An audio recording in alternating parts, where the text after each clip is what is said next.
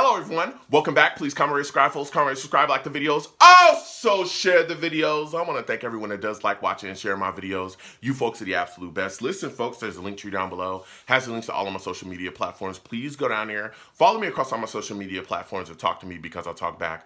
Also down there as well as the links to all of my YouTube pages. Please go down there, subscribe to all my YouTube pages and turn on your notifications so when I post content, you folks will be in the know. Listen, folks, Tuesday at 7 p.m. Eastern. Tuesday at 7 p.m. Eastern, we're going to be talking Jets, okay? I have a live radio show. We do live callers. I take live callers. Call in. I want to hear from you folks.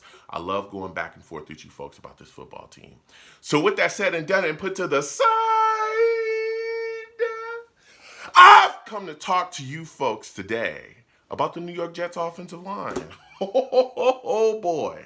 All right. This is a position group that Joe Douglas has got to get fixed, okay? If you want to look at the Jets' offensive issues this season, you can look at this offensive line and see that there was a lot of issues. Go back and watch that Bills game where literally Mike White was getting destroyed, sawed in half. It was nasty, okay? Got the rib injuries from there. I think it was Matt Milano that took a huge hit on Mike White. He was just getting blasted over and over and over again.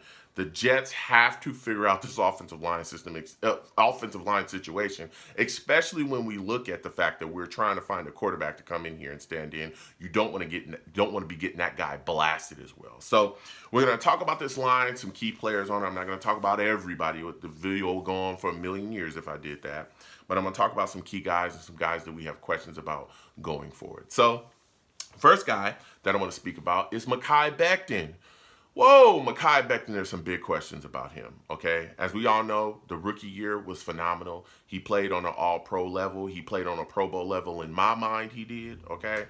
A lot of people around the league talked about Mekhi Becton, how phenomenal he looked. Analysts, former, Jets players, former, really good offensive linemen in this league talked about how he was just unbelievable out there. He's dominating people.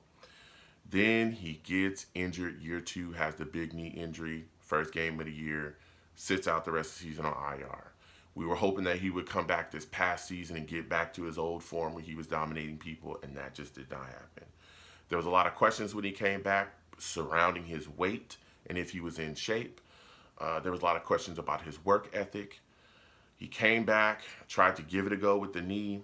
The coaching staff, there was a lot of rumors swirling about the coaching staff not being happy with him as well. They actually gave the starting left tackle spot to George Fant, just saying that George Fant felt more comfortable on the left side. Mekhi Becton was now moving to the right side as a right tackle. That would be the first time he would be doing that in the NFL, okay? He tried to give it a go on that knee. He ends up fracturing the kneecap and sitting out the rest of the season. He was on IR this season, and that was done. So now we're looking at this situation, and we're going, okay, you're coming into this situation now with Mekhi Becton. Can Joe Douglas, trust this guy to be a healthy starter at whatever tackle position this upcoming season? Listen, Mekhi Becton also has a 5th-year option coming up as well that the New York Jets have to sign sometime in May. There's a lot of questions about them possibly not signing that 5th-year option, which would only cost them $13.5 million. There's a lot of people saying that they're not going to sign that 5th-year option to keep him here past 2024. 2023 is a huge year for Mekhi Becton, all right? I think Mekhi Becton is phenomenal. I think he'll come back and be healthy. I think he'll come back and be dominant. But there is no way in anybody's mind that Joe Douglas is going to go into this season and not have some type of backup plan for Mekhi Becton. You have to at this point. I'm sorry, you have to. He hasn't been healthy in 2 years. You have to have some type of backup plan. So even though I think he's going to be dominant, you'd have to look for some type of capable backup tackle to be ready just in case Mekhi goes down. He hasn't been healthy in 2 years. But 2023 is a big year for Mekhi Becton. It's a huge year for him in his career, and he's talked about it. He knows. He hears the hate. He hears people. He says he's going to come back and prove people wrong. And I pray that he does, because when he's fully healthy and out there and going, he is dominant and he will crush people. But We got to see what happens going forward. There's a lot of questions whether he's going to come back and be the right tackle or the left tackle. Who knows? But a healthy Mekhi Becton at whatever tackle position is going to be good for the New York Jets. Next guy I want to talk about is Elijah Vera-Tucker. Elijah Vera-Tucker is dominant. He's just ridiculous. This guy's a monster. He can play left tackle, left guard, right guard. It don't matter. We saw it all this season. When guys were going down, he was switching all over the place and dominant. Only place on the offensive line he didn't play was center. I'm very sure he could do that. This guy's a monster. It sucked to see him go down with the injury and finish the season IR.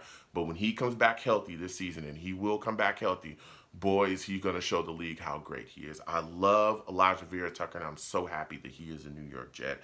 This is a guy that we can have for years to come, and I can't wait to see him be a Jet for years to come.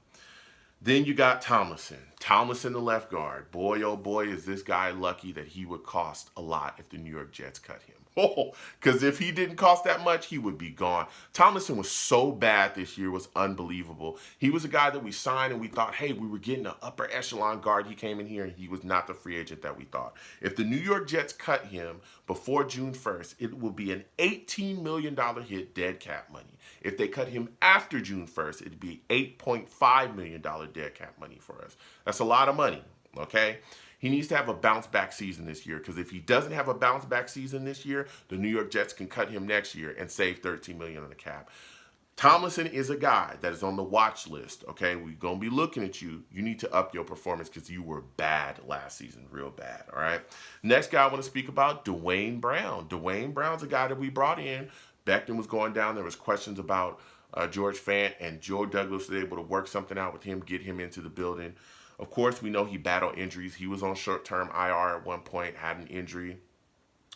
It took a lot to get to return from the injury. He actually had a shoulder injury as well that he inquired, and he was able to kind of gut that out, didn't want to give up on the Jets, could have had a surgery, but said, no, I'm going to go play through it. And at times he was serviceable, but again, he's an older guy. He's very much older, up in age. It is time for us to move on from him as well. I believe the Jets are going to cut him probably after June 1st and save $9.7 million on the cap. They're probably going to do that because he's not a guy that you want starting. The New York Jets got to get younger, faster, and cheaper, and I believe that they can do that once they let Dwayne Brown go. Next guy, Connor McGovern. Connor McGovern, boy, he's a free agent. I would like to see the New York Jets move on from him as well. Just continue on and find another center out there, whether it be in the draft or via free agency. Connor McGovern's so up and down, man, it's ridiculous. But I could see Joe Douglas bringing him back simply to kind of stabilize that center position and maybe build around him and think, hey, everything will be fine if we get these two tackles. He'd be decent enough. But I'd like to see us get better. But this is a guy I could see Joe Douglas bringing back. He is a free agent. George Fant is another guy as well. That's a free agent for the New York Jets. Let's move on from him. Too many injuries. He was up and down this season as well. Our time with him is finished. And that brings it to situation to Max Mitchell. Max Mitchell's a guy that was extremely impressive. This was a young kid that we just drafted. Came in his rookie year. There was a lot of questions. A lot of people thought that the spotlight would be too big, and it wasn't. Him and Elijah Vera-Tucker on that right side played very well this year. Then he dislocated his knee, tried to come back.